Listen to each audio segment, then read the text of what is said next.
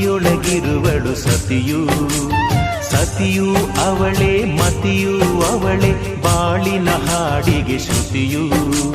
ಪತಿಯ ಏಳಿಗೆ ಸತಿಯ ಕೈಲಿದೆ, ಪತಿಹಿತವೇ ಸುಖ ಮಾಂಗಲ್ಯವೇ ಮುಖ ಎನ್ನುವ ಸತಿಯೇ ಉಸಿರಿರು ತನಕ.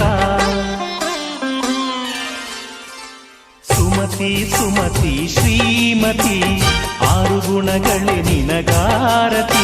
ಮನಕ್ಕೆ ಒಡತಿ ಮನೆಗೆ ಗರತಿ.